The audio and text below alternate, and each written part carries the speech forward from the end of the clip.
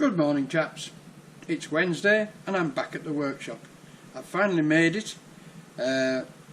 It's very pleasant here. It's bright sunshine today, but yesterday I started, or should I say continued to work on the flue extraction system, and lo and behold, the high frequency start on the TIG welder has packed up. So I've got the TIG welder out, I've taken the gas bottle off and I'm going in. I'll let you know when I get the case off. Back later. Oops, missed it. Come back, help.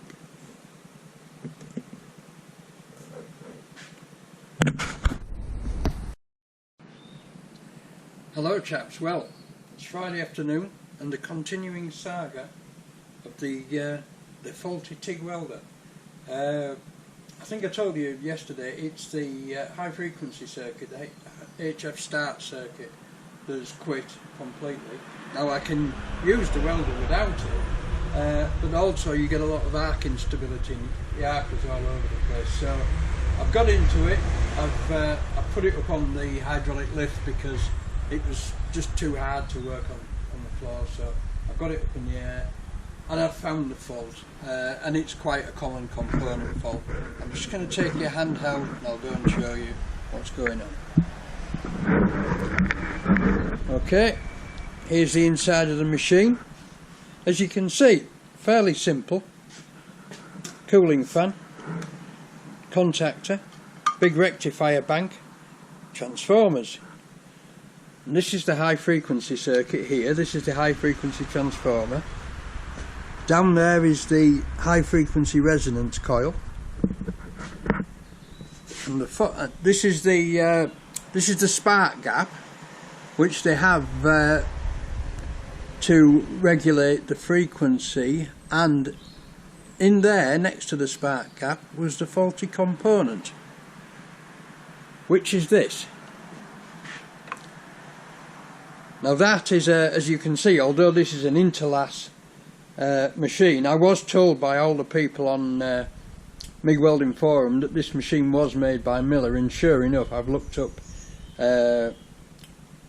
Miller welders for the instruction manuals, and there's some very similar machines with virtually the same layout, not identical but virtually the same. And as you can see, this is a Miller part.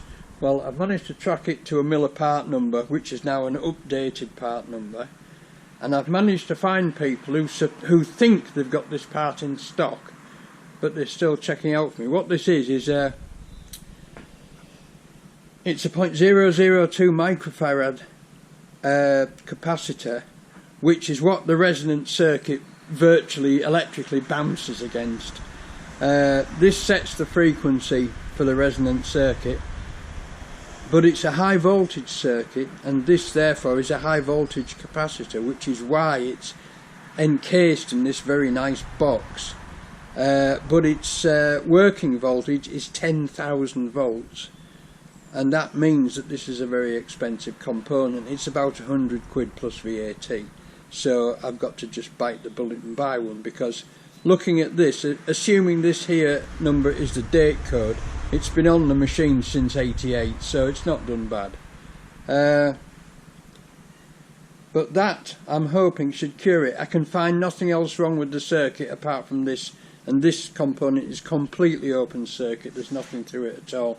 I've tried it with three scales on the multimeter, and I've also tried it with the voltage, and it's absolutely nothing across it at all. So I'm hoping I've found the fault, and I'm hoping I can get a part for it. I'll just take you and show you outside, because it's such a beautiful afternoon, even though you can probably hear the cars roaring past.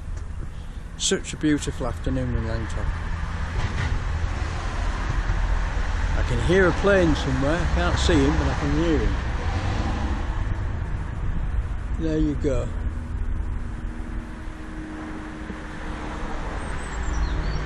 Is he up there? No, he's up there. He's up there. I don't know if you can see that or not.